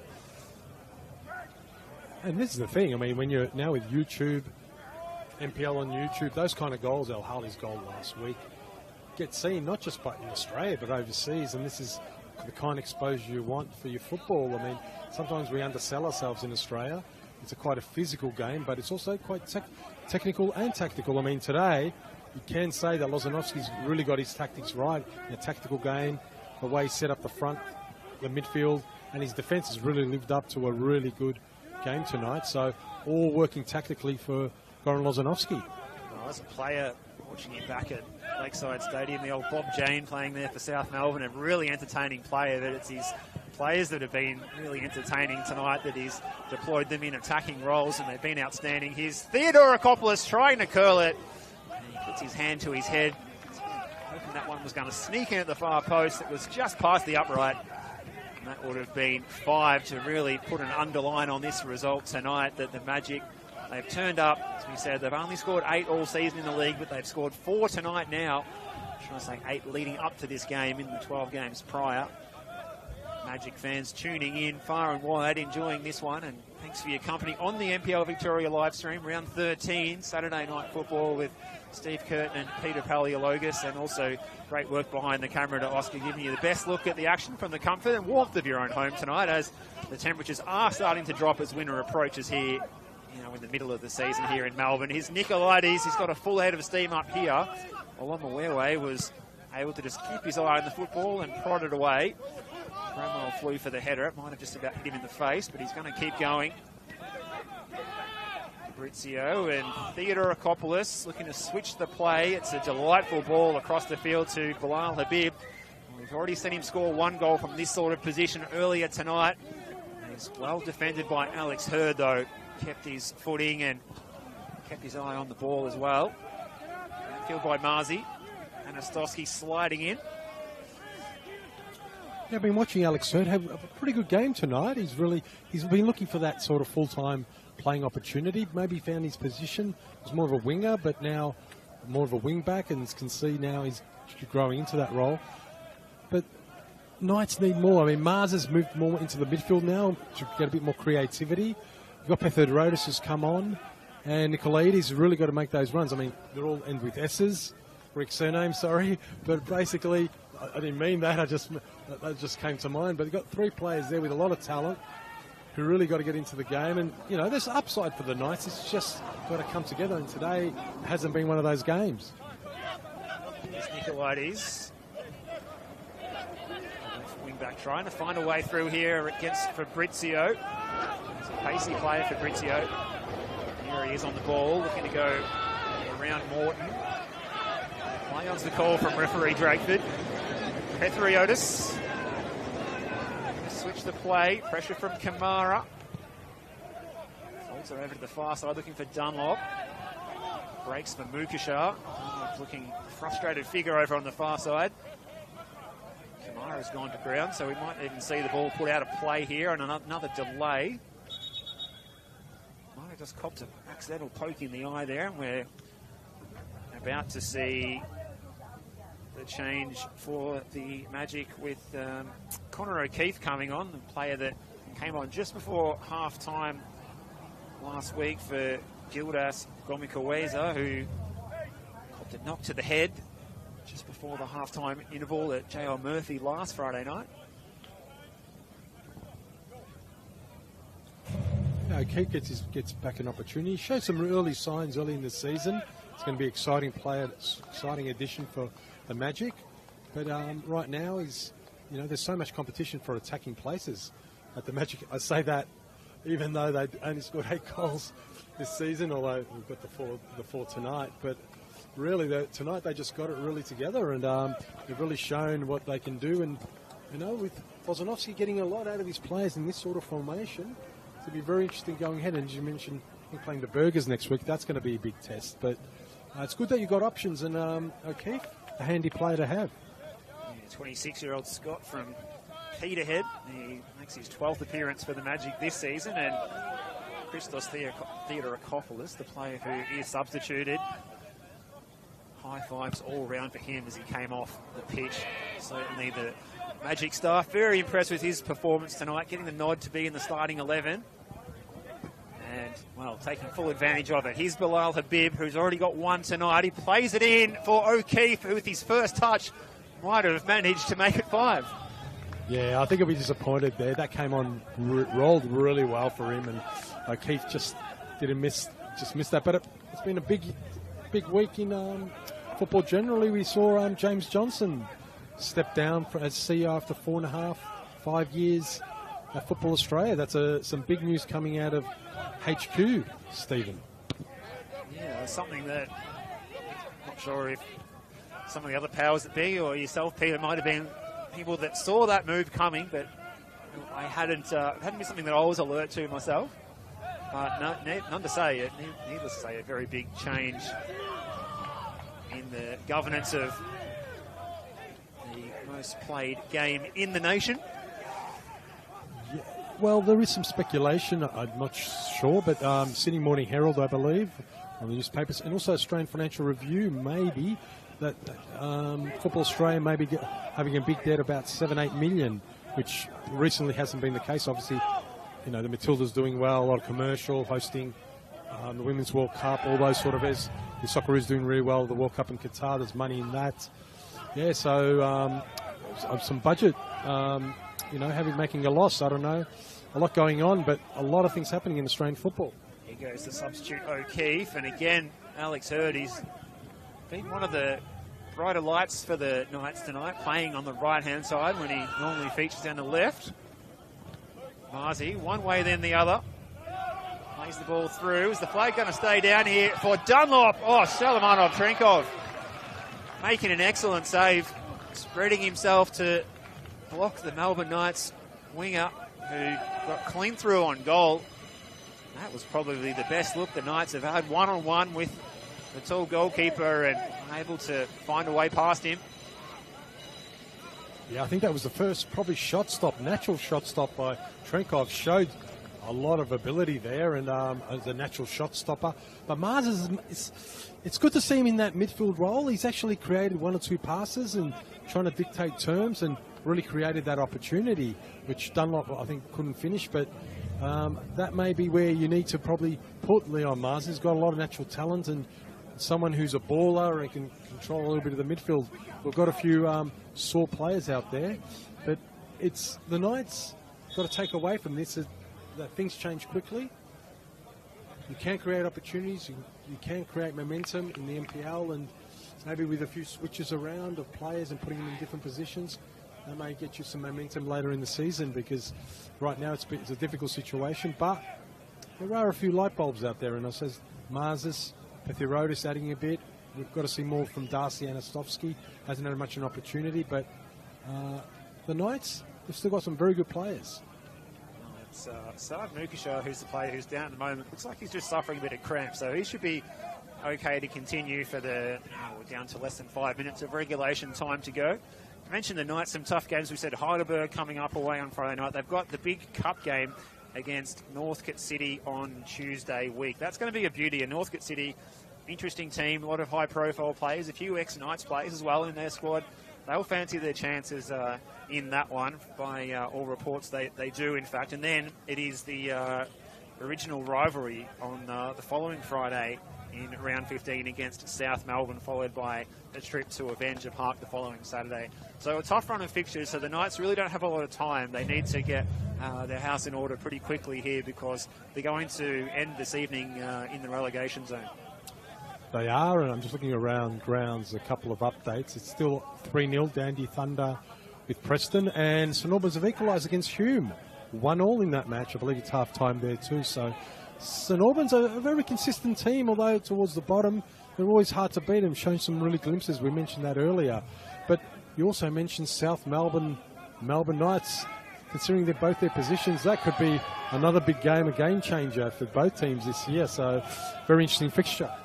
That's right. You mentioned St Albans. St Albans, the only team that Altona has beaten so far this season. A 2-1 win here with Habib and Frangi scoring.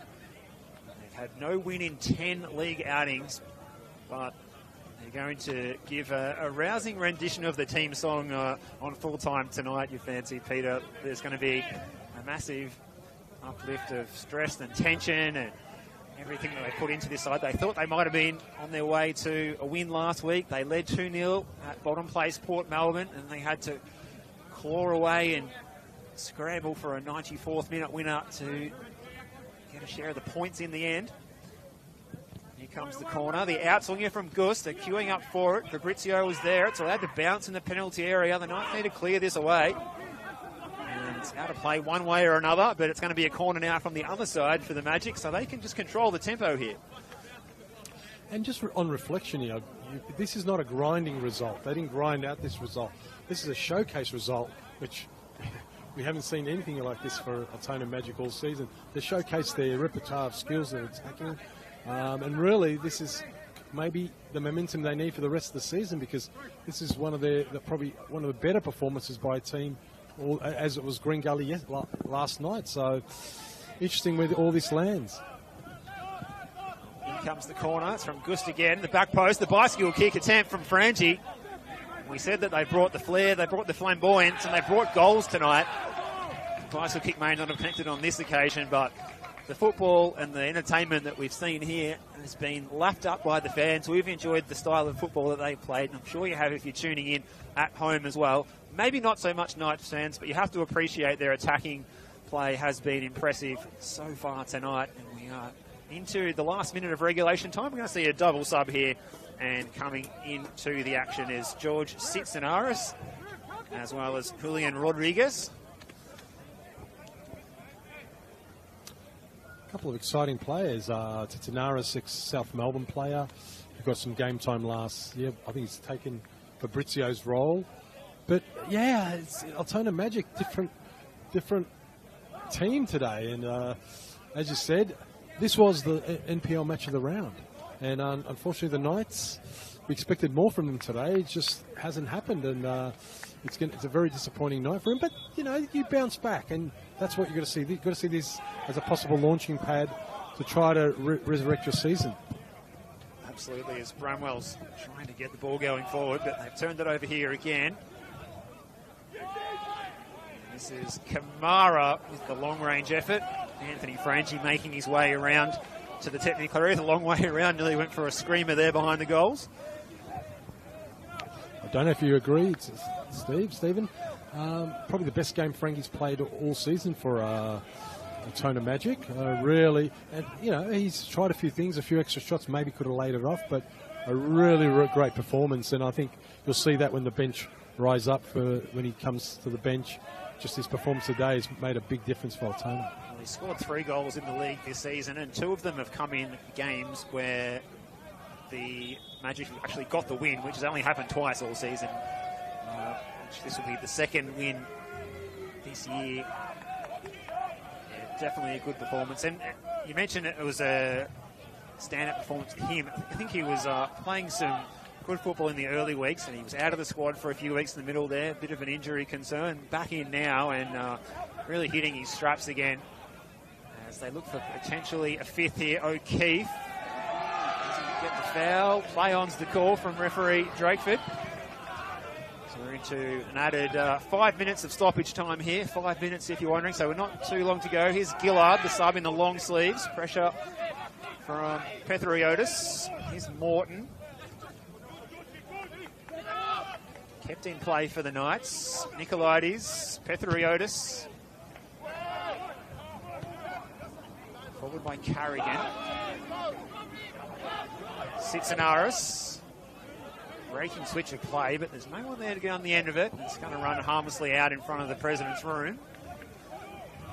Yeah, Titanaris should have taken that up. That was the wrong option there. He had plenty of space in front of him. Obviously, the Knights pushing up, trying to maybe get 1 goal at least. But Titanaris should have really just taken the option straight to the line. The Magic will be back home here again against the Melbourne Victory side next Saturday evening. Also got upcoming matches against St Albans and Preston. Both of those sides we've mentioned are in action as we speak right now. Sitsinaris again. Can he get the ball across? It's away by Werndl, and they're going to concede a corner kick here. So it's the last throws of this one, and this will be the cherry on top here if the Magic can find a 5th goal. Sitsinaris wants to take this one. Yeah, I don't want, it's going to be a fascinating game against Melbourne Victory because both teams play a bit of technicals. Well, today's game for Altona Magic, exciting football, and we've also got Melbourne Victory to play a very tactical game. Quite exciting, so looking forward to that. So, yeah, come out next week, should be fascinating. And then the big derby against Preston, that's going to be a cracker because, you know, both teams are looking for points.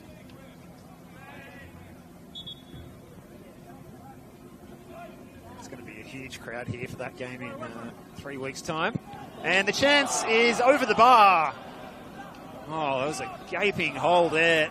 And it was the substitute who'd only been on the field for a matter of minutes. Lachlan Gillard, the right back, couldn't believe his luck and then fired over.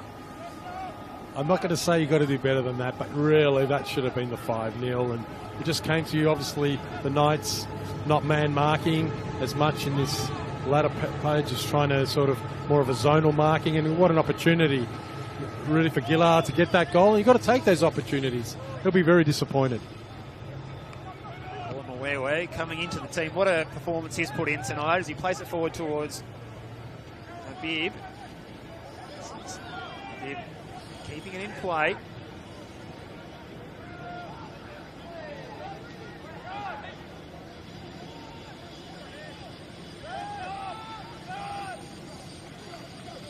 Well, it's fascinating.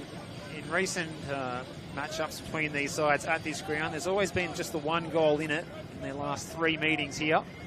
They've all been 1-goal wins for the Magic. Let's go back to 2019 for the Knights' last win here, but a 4-goal win here is unprecedented, but that's what we're likely to see here as Gillard slides in and puts that one out of play. In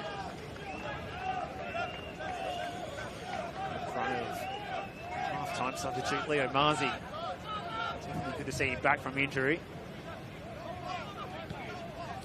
Otis. Full time here, a resounding night for the Magic. They get their second win of the season and they get themselves out of the relegation zone.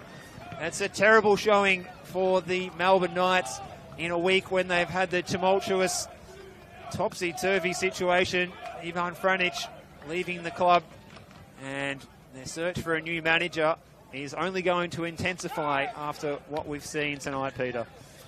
It is, and there'll be focus, especially the board. They're going to have to look. I mean, we know that South Melbourne made a decision this week, and it's going to be very interesting what the Knights do. But you're halfway in the season, you've got to respond. Some big matches coming up, and really you can't bring players in at least for another 4 or 5 weeks. So something's got to happen there. But what an out-of-the-box performance by Altona Magic. We came here, the Football Victoria said this is the match of the round for this week. And we thought it'd be a very close affair, maybe quite tight, because both teams might be a bit cagey because at that end of the table. But this is a great performance, one of the better performances this year, and really played some champagne football with their 5-diamond attack. Exciting players, Fabrizio, El-Hali, Theodorokopoulos, Frangi, a great performance. Just on. And, you know, I think Lozanowski will be very excited about this. He's maybe found the setup where he can do damage to better teams, and let's hope from here, from Altona's sake, that they do play more of this type of football. The Knights need to reset, reflect, but we're only half over the season. They've got upside, and I think they'll come back. But what a game, and I hope all the viewers enjoyed it, because we certainly did. On getting a colder night here, Stephen. It's getting down to about 12 degrees up here, but thank you for listening, and please continue to follow NPL football. Well, thanks very much, Peter. It's been fantastic working with you tonight, and Oscar as well behind the camera. You've been fantastic as well. Thanks, guys. And you look at the stats there, Altona Magic, 18 shots, 9 on target. I don't think they've had that many attempts on goal combined over the total season. But with goals from Dan Fabrizio on 6 minutes, set up very well and expertly by Mo Al-Hawley. Then Anthony Frangi getting in behind and beating Gabriel Maddy at his near post. On 41 minutes in the second half, it was from close range from a goal-mouth scramble after a set-piece. Christos Theodorokopoulos firing home on 63 minutes, and only 2 minutes later, Bilal Habib cutting in from the left wing onto his right foot, skipping past his man and beating Matty again to make it 4. That's the way it ends. 4-0 to the Altona Magic. They're out of the relegation zone. We hope you've enjoyed this one. There's plenty more football to come on the NPL Victoria live streams. You can flick over to either of Dandenong Thunder and the Preston Lions, or Hume City and St Albans. Tomorrow, an absolute belter of a game as well, on paper at least, traditionally, South Melbourne and the Oakley Cannons. That's coming to you from Lakeside Stadium tomorrow at 5 o'clock. What a great round 13 we've had so far. Plenty of more football in it. Thanks again for your company on the NPL Victoria live stream. Myself, Steve Curtin, and Peter Paleologus. We've been thoroughly entertained last night by a top draw performance from the Altona Magic. They win this one by a comprehensive margin of 4-0 at full time. Altona Magic 4, Melbourne Knights 0. Thanks for your company. We hope you've enjoyed this one, and good evening.